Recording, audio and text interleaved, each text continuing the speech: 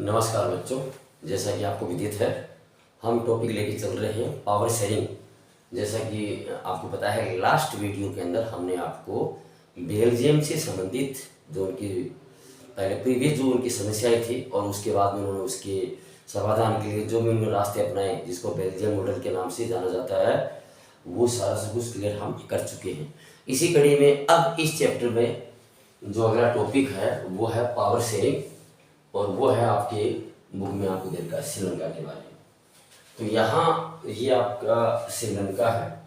मैं इसका जो मैप है आपके समक्ष पेश करना चाहूँगा। इस प्रकार से ये जो मैप आपका बना हुआ है, मालिक की दया से मेरा हाथ बचपन से ही क्लियर है इस मामले में। और आप देखिए यहाँ कलर भी कुछ दे रखा है, ये कलर में हम इसको लेके थोड़ा चल रहे। अलग अलग कम्युनिटी के लोग हैं, इस प्रकार से रह रहे हैं। वो आपके सामने ये जानकारी दी हुई है, ये देख लीजिए आप। यहाँ भी कुछ लोग हैं, ये पूरा ये यहाँ पे कैंडी लिखा हुआ है, बड़ा शहर है। और यहाँ पर जो शहर है ये जाफना जाफना लिखा हुआ है। तो ये जो एरिया है, एक बार इसको समझने के लिए मैं आपको बता दूं। ये जो एरिया है इस प्रकार से, इसके अंदर एक छोटा सा एरिया भी बता रखा है। इसको हम डार्क कर देते हैं ताकि आप समझ जाए कि ये थोड़ा एरिया अलग इस मामले में। एक प्रकार से पेंटिंग है, ये पेंटिंग का मुझे बचपन में शौक रहा है। ये सारा क्लियर हो गया मामला। अब देखिए सिंहली लोग, ये इसमें हम गोल गोल करके इसको शो करते हैं कि ये एरिया गोल गोल है। इस प्रकार से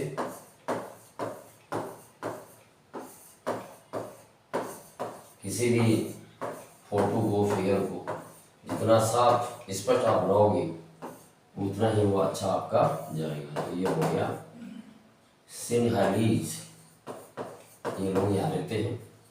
ऊपर वाला एरिया है ये हो गया श्रीलंकन तमिल, श्रीलंकन तमिल्स, ये लोग यहाँ रहते हैं।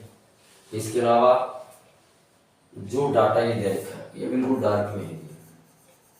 ये डार्क वाला जो डाटा आपके समक्ष दे रखा है ये डाटा इंडियन तमिल्स का है।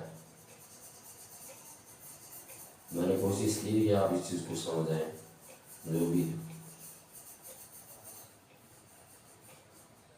डार्क करने का प्रयास किया मैंने इस एरिया को, इसलिए किया है ये एरिया और ये एरिया आपको दे रखा है।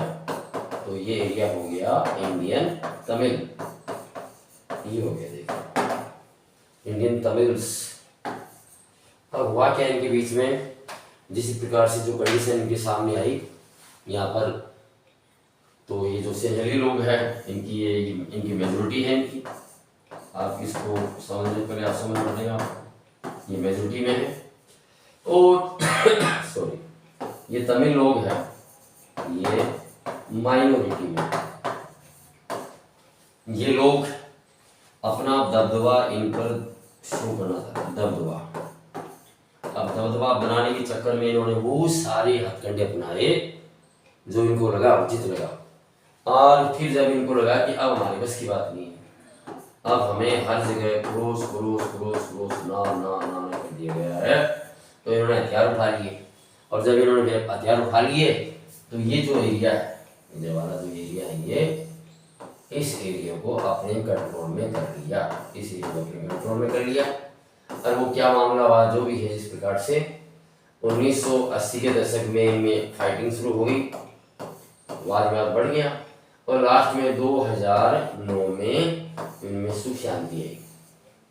2009 में जिसको हम भाई सिविल वार बोलते हैं, सिविल वार, गृह युद्ध, वो चला भी लगा था 1980 के दशक से 2009 तक वो चला। और एंड में महिंद्रा राजपक्षे, उस वक्त श्रीलंका के राष्ट्रपति थे महिंद्रा राजपक्षे, उनके नेतृत्व में यह अभियान चला। और सामने वाली जो पार्टी है, पार्टी वो जिस नाम से जाना जाता है LTTE, जिसको भाई हिंदी में लिट्टे नाम जाना जाता है, और इसके जो लीडर थे, लीडर का नाम है वी प्रभाकरण। लंबी स्टोरी है, मैं कोशिश करूंगा कि शॉर्ट के अंदर आपको समझा सके। वी प्रभाकरण, तो ये 2009 में जो सिविल वार चला उसमें ये मारे गए। इनकी वाइफ और इनके बच्चे थे, ऐसा कहा जाता है, वे सुनने में आया था। ये सिंगापुर भाग गए थे या उनको ले जाया गया था, जो भी है वो उनकी लैंग्वेज है, मैंने आपको बता दिया। तो ये सारी चीज़ें हैं। अभी भी यहाँ पर मेजोरिटी वाली गवर्नमेंट वो है, नहीं लोग ये वो भी सरकार की सत्ता में आते हैं। तो मैंने लास्ट वीडियो में आपको बताया कि बेल्जियम के अंदर वहाँ के लीडर्स हैं, उन्होंने इस बात को स्वीकार किया, हम यहाँ इस इलाके में मेजोरिटी में और यहाँ माइनॉरिटी में हैं, तो क्यों ना हम आपस में आपसी अंडरस्टैंडिंग से, म्यूचुअल अंडरस्टैंडिंग से संविधान में कुछ बदलाव करके हम अपने आप को सुरक्षित रखें। लेकिन यहाँ ऐसा नहीं हुआ। इन्होंने पावर शेयरिंग का जो दबदबा था, जो तरीका था, वो मेजोर वाला। देखो आपके मेजोरिटेरियनिज्म, ये देखिए आपके सामने लिखा हुआ है, मेजोरिटेरियनिज्म, ये लिखा हुआ है आपके समक्ष। इसका तरीका अपनाया इन्होंने कि बस ठीक है, जो कम्युनिटी मेजोरिटी में है वो बस अपनी चलाए बस। तो ये तरीका इन्होंने अपनाया। तो यहाँ पर मैं थोड़ा सा आपको क्लियर करना चाहूँगा, ये मैप, इसका मैप बना के मैंने आपको ये समझाने का प्रयास किया कि चल क्या रहा था। कुछ मुस्लिम्स भी हैं यहाँ पर, ये जो डॉट डॉट वाली एरिया बता रखी है यहाँ पे, मुस्लिम्स का भी है। कुछ डॉट सा थोड़ा वैसे बना लो आपके, ये कुछ मुस्लिम्स भी हैं, लेकिन इनकी संख्या इतनी ज़्यादा नहीं, कुछ क्रिश्चियंस भी हैं। चलो अब हम इसमें देखते हैं शुरुआत कहाँ से होती है। शुरुआत अब बस इसके बाद है, ये चीज़ मुझे आपको समझानी थी कि पावर शेयरिंग का ये चल रहा है और इसमें शुरुआत कहाँ से होती है, बस वही आपको समझाना था। देखिए इसको थोड़ा मैंने बड़ा किया तो आप इसको समझ आए। इसको यहाँ देखिए आप, हो सकता है थोड़ा सा चलने में दिक्कत आए, लेकिन देखो आप सबसे पहला जो क्वेश्चन आता है, इसको हम थोड़ा रेज कर देते हैं। ये चीज मैं आपको समझा चुका हूँ एक बार, बिल्कुल वो नक्शे वाली चीज ही है। अब शुरुआत से इसको लेते हैं। हुआ क्या था श्रीलंका में, हमारा पड़ोसी है भी, और पड़ोसी को यदि महत्व नहीं देंगे, उसकी समस्या को नहीं समझेंगे, तो पड़ोसी कल हमारे लिए महाभारत बन जाएगा, जैसा कि बताया है। तो भाई पड़ोसी को समझने का प्रयास करते हैं, पड़ोस में क्या मामला है।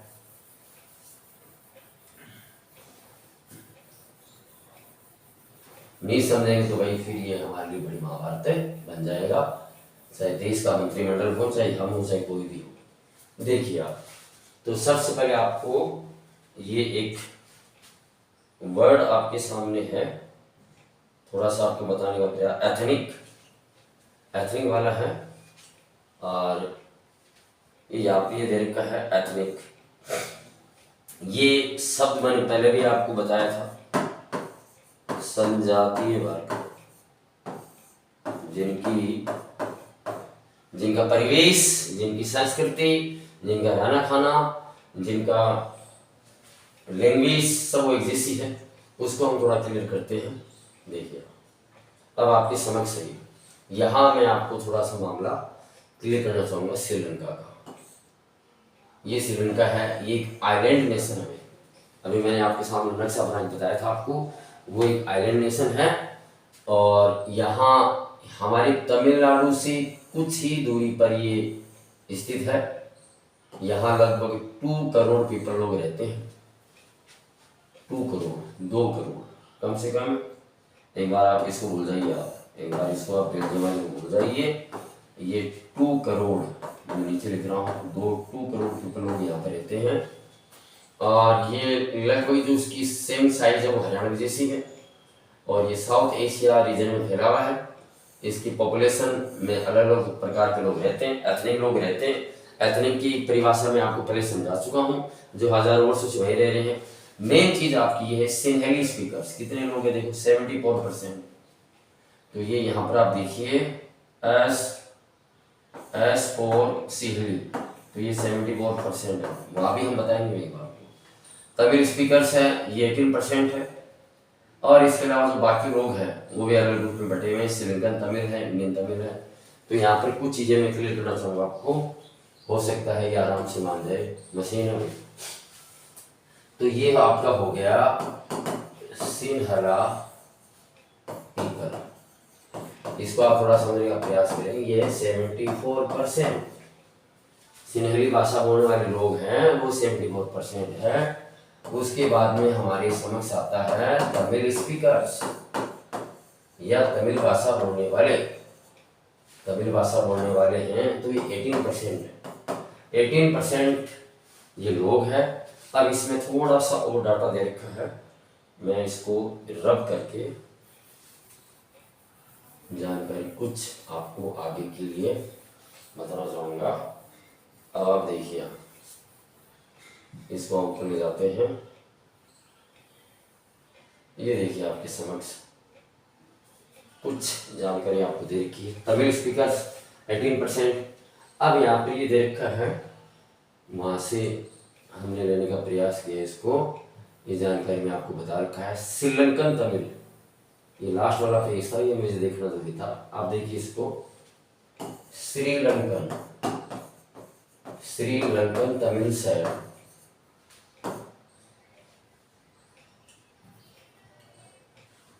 श्रीलंकन तमिल साइड, ये हो गया 13%। बच्चे कितने? 18 में 13 घटा दो भाई, 5%। तो जो इंडियन तमिल्स है, ज़्यादा दिमाग लगाने की जरूरत नहीं है आपको, इंडियन तमिल्स है वो हो गए 5%। डाटा आपके सामने। इसके अलावा आपको 7% यहाँ पर वो जो रिमेनिंग आपको दे रखा है, रिमेनिंग के अंदर मुस्लिम्स भी आते हैं,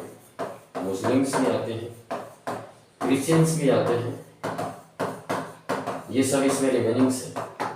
अब इनका परसेंटेज, कुछ हिंदू भी आते होंगे, जो लोग हैं यहाँ पे, इस बात को समझने का प्रयास करें। अब देखिए आप, ये सारा कंपोजिशन है, ये आपका एक क्वेश्चन भी बनता है आपका, ये इस क्वेश्चन को समझने का थोड़ा प्रयास करें। क्या है?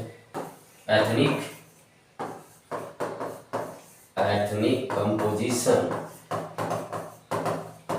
ऑफ श्रीलंका, ये आपका क्वेश्चन आपसे पूछ लिया जाता है।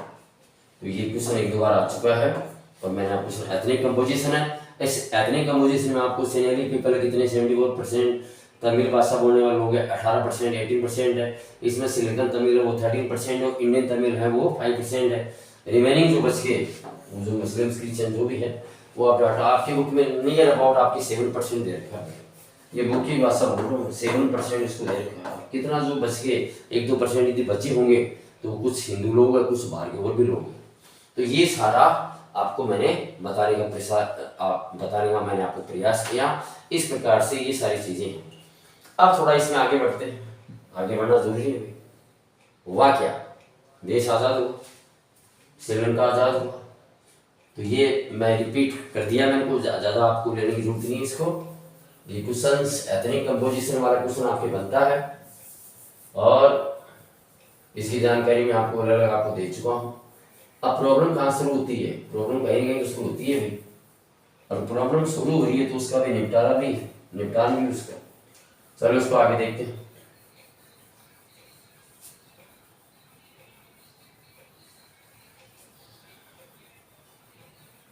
चलो अब इसमें देखते हैं, मैं नोट करने का प्रयास करता हूँ। श्रीलंका है, अब ये श्रीलंका है, आजाद हुआ, गॉड फ्रीडम, आज़ादी मिल गई इसको। और जब इसको आज़ादी मिली, कब मिली इसको आज़ादी? तो पहला तो आपका है 1948 में आज़ादी मिली, हमारे भारत देश के 1 साल के बाद इसको आज़ादी मिल गई। अब यहाँ पर सबसे बड़ी बात ये थी कि वो जो डोमिनेंस चाहते थे वो लोग, आपकी बुक में लिखा हुआ है डोमिनेंस, कौन चाहते थे भाई? सिन्हलीस जो लोग हैं वो डोमिनेंस चाहते थे। कुछ भी हो, हम ऐसा तरीका करें जिसकी वजह से हमारी सुप्रीमेसी, ये यहाँ पर आपकी बुक में लिखा हुआ है सुप्रीमेसी, हमारी जो सुप्रीमेसी है बुक में लिखा है, हमारी जो सुप्रीमेसी वो बनी रहे, हमारी सर्वोच्चता इसमें बनी रहे। अब उसके लिए उन्होंने क्या किया? 1956 में कानून पास किया, 1956 में एक एक्ट पास किया, और उस एक्ट के तहत, ये कई बार आपका क्वेश्चन आता है कि कब एक्ट पास किया, तो 1956 में एक्ट पास किया। इसके तहत एक तो इन्होंने सिन्हला, एक तो इन्होंने जो सिन्हला है इस भाषा को ऑफिशियल लैंग्वेज का दर्जा दे दिया, ऑफिशियल लैंग्वेज का दर्जा दे दिया इसको। इसके अलावा जो बौद्ध धर्म बुद्धिज्म, उसको भाई बुद्धिज्म को ऑफिशियल रिलीजन का दर्जा दे दिया कि भाई ये हमारा आज से सरकारी धर्म है, हमारा सरकारी धर्म ही यही है, इसको दर्जा दे दिया इसको। अब धीरे धीरे इन्होंने क्या किया, हाँ इन्होंने गवर्नमेंट ये प्रेफरेंशियल पॉलिसी अपनाई, गवर्नमेंट ने the government followed preferential policy that favored Sinhala applicants for university position and government jobs। देखो आप यहाँ क्या हुआ, डिसरिगार्डिंग कर दिया दूसरों। तो यहाँ पर मैं थोड़ा सा आपको क्लियर करना चाहूंगा, इन्होंने प्रीफरेंशियल पॉलिसी अपनाई। इस पॉलिसी से क्या हुआ, फॉर सिन्हला एप्लीकेंट्स, वो बच्चे जो सिन्हला भाषा बोलते हैं, बौद्ध धर्म को मानने वाले हैं, उनके लिए भाई स्कूलिंग में उनके फेवर में आ गए, कॉलेज में उनके फेवर में आ गए, और उसके बाद में जब वो नौकरी रिक्रूटमेंट के लिए वो जाते हैं तो सरकारी जो नुमाइंदे हैं उनका फेवर करते हैं। एक शाम दाम दंड भेद सारा का रीजन यही था कि इस जो सिन्हली लोग हैं वही सरकारी नौकरी में जाए। अब इससे क्या होगा, मैं बता दिया आपको, इससे क्या होगा भाई, ये बौद्ध धर्म वाला मैंने आपको बता दिया। एलियनेशन एक शब्द है, एक शब्द आपके सामने कई बार मैं बच्चों के सामने क्लियर करता हूँ, एलियनेशन, ये आप इसको गौर से देखिए, ALIENATION, एक अलगाववाद, इसका शुद्ध हिंदी का शब्द है अलगाववाद।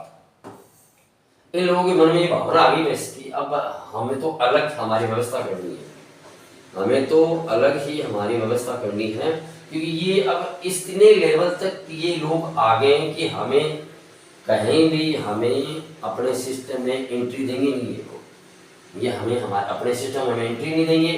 तो इनमें अलगाववाद की भावना आ गई, और जब किसी कम्युनिटी में अलगाववाद की भावना जब आ जाती है तो वह कम्युनिटी किसी भी लेवल हद तक जा सकती है। हो सकता है हिंसात्मक तौर तरीके अपनाएं, या हो सकता है सीक्रेट्स कोई ऐसे तरीके अपनाएं, जैसे जीओएसपी मेजनी है, उन्होंने सीक्रेट्स सोसाइटी ऑर्गेनाइजेशन बनाई थी। तो यहाँ देखिए जब इनमें अलगाववाद की भावना आ गई, तब यहाँ एक परिभाषा आपके सामने भी दे रखी है, देखिए मेजोरिटेरियनिज्म, ये भी थोड़ा आप समझने का प्रयास करें। ये जिनकी संख्या ज़्यादा है, बहुमत में है, जो बहुमत में है उनका शासन। एक मान्यता है, a believe that the majority community should be able to rule a country in which ever way it wants. एक ऐसा विश्वास है लोगों का, जो कम्युनिटी संख्या में ज़्यादा है वो पूरी देश का शासन चलाए, और वो शासन भी जैसा वो चाहते हैं वैसे चलाए। और इसमें ये भी जोड़ रखा है कि डिसरिगार्डिंग द विशेष and needs of the minority. हाँ भाई, इसके अलावा नजरअंदाज करते हुए, यहाँ मैं इसको रिपीट कर रहा हूँ कि किसी देश में वो कम्युनिटी जो मेजॉरिटी में है वो अपने हिसाब से देश का शासन चलाए जैसा वो चाहती है वो कम्युनिटी, और साथ साथ वो जो माइनॉरिटी है उसको नजरअंदाज के कैसे भी करे वो जो देखिए आप। तो ये कई बार इसकी परिभाषा आ जाती है, तो ये भी भाई आपको नोट करके आप उसको याद करना है। अब हम थोड़ा इससे आगे बढ़ते हैं कि अब हुआ क्या।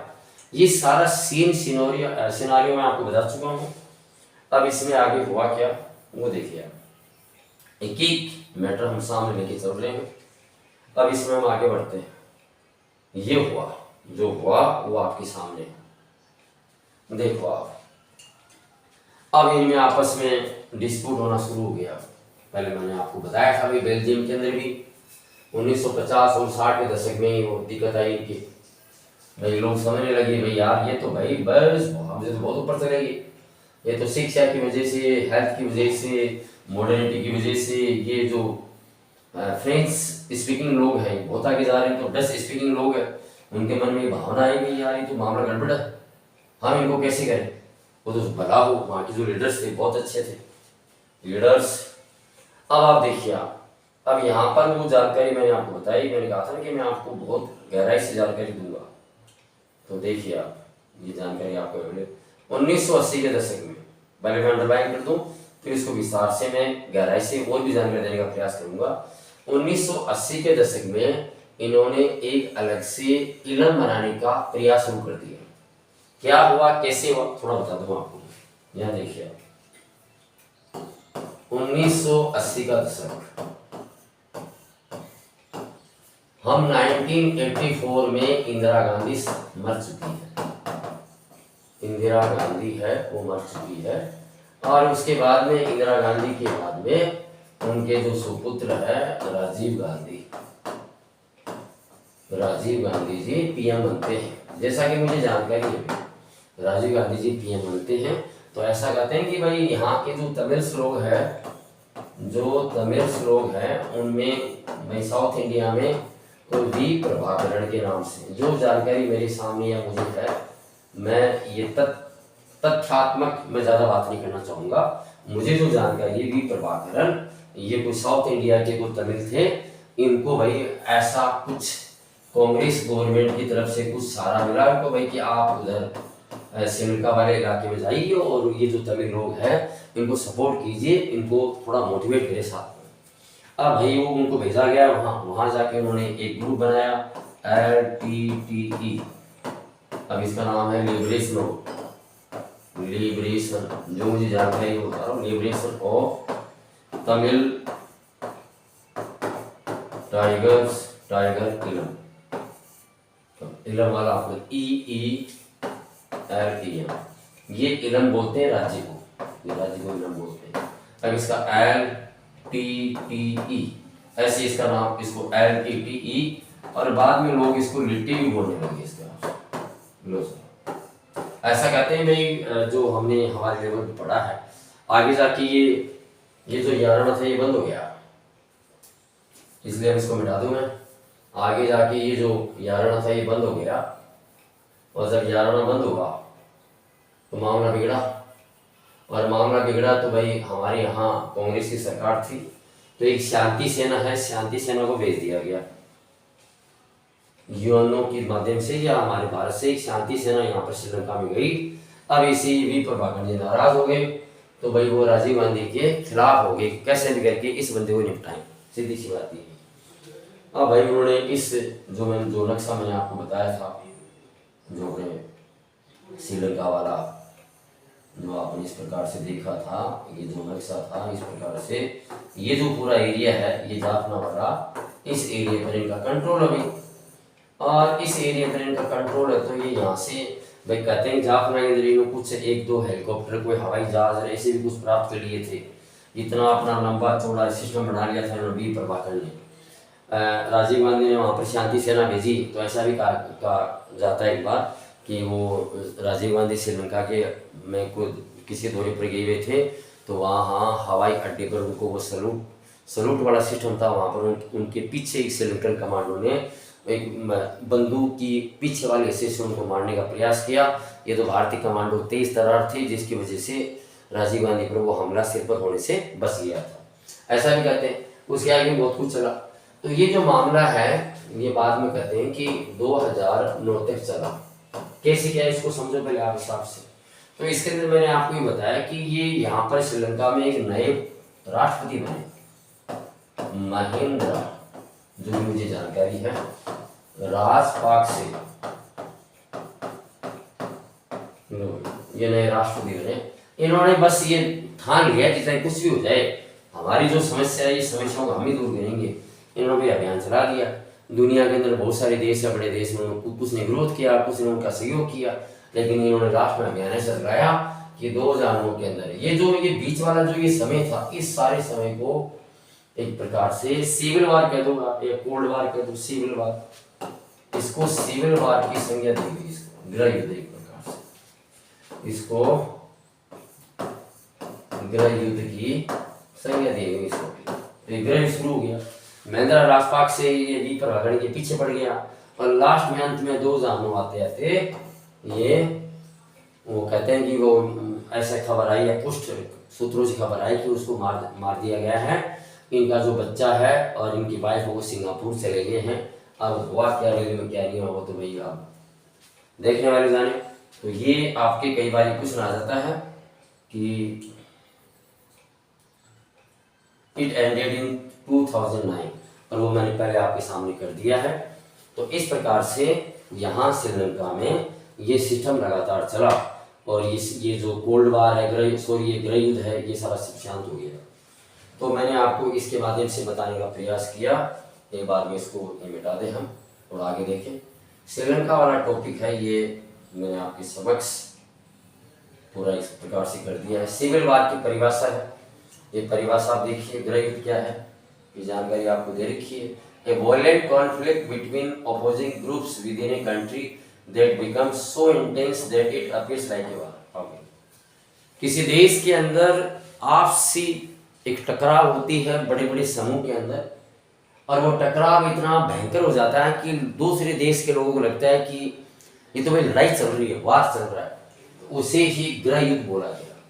ये आपके सामने है, एक देश के अंदर ही लड़ाई चल रही है, उसको गृह युद्ध बोला गया है। ये परिभाषा कई बार पूछ ली जाती है, इसको आप नोट करें, याद कर लें इसको। अब आगे देखिए, ये पूरा हो गया कंप्लीट आपका इसमें। हाँ चलो भाई, इसी के साथ ही मैंने आपको जो श्रीलंका वाला मैटर है ये मैंने आपको समझाने का प्रयास किया, और श्रीलंका वाला मैटर आपके समक्ष मेरे हिसाब से कंप्लीट हो गया है। ये श्रीलंका है और मैंने कोशिश की है कि इसके हर टॉपिक को आपको समझाने का प्रयास किया है। यहाँ पर 2 ही क्वेश्चन बड़े बनते हैं, एक बार इसको मिटा दें। और क्वेश्चंस का के तौर पर आपको क्लियर होना बहुत जरूरी है। तो एक तो आपका क्वेश्चन बनता है एथनिक कंपोजिशन ऑफ श्रीलंका। भाई श्रीलंका में वो जो जनजातीय वर्ग की उनका मिश्रण किस प्रकार से, उनकी संख्या कितने अनुपात में लोग रहते हैं। दूसरा क्वेश्चन आपका बनता है मेजोरिटेरियनिज्म के बारे में बताइए, और वो श्रीलंका में किस प्रकार से इम्प्लीमेंट हुआ वो भी देखिए आप। चलो तो ये हम आपको बताते हैं। तो एक तो आपका हो गया क्वेश्चन आपका बनता है एथनिक कंपोजिशन का क्वेश्चन बनता है आपका श्रीलंका के मामले में। तो ये क्वेश्चन आपको बिल्कुल इसका ध्यान रखना है इसका। दूसरा आपका क्वेश्चन बनता है मेजोरिटेरियनिज्म इन श्रीलंका। तो ये भी आपको ध्यान रखना है। तीसरा अलग से ये परिभाषा पूछ ली जाती है कि मेजोरिटेरियनिज्म क्या है, ये परिभाषा पूछ ली जाती है। एक आपके भी सिविल वार क्या है, ये परिभाषा पूछ ली जाती है। ये सारा सब बता दिए साहब, क्या क्या तौर तरीके इन्होंने अपनाए, इनका कंपोजिशन कितना है, तो ये भी हमने क्लियर कर दिया है। दूसरा भी क्लियर कर दिया है, तीसरा भी क्लियर कर दिया हमने, चौथा भी क्लियर कर दिया। तो आज इस सेकंड वीडियो के माध्यम से हमने श्रीलंका वाले टॉपिक को जो पावर शेयरिंग के अंदर चैप्टर में है कंप्लीट करने का प्रयास किया है। मुझे उम्मीद है आपको ये हमारा प्रयास बहुत ही अच्छा लग रहा होगा। जो कुछ सुझाव है वो हमें समय समय पर देते रहे। Thank you, have a nice day. जय श्री राम।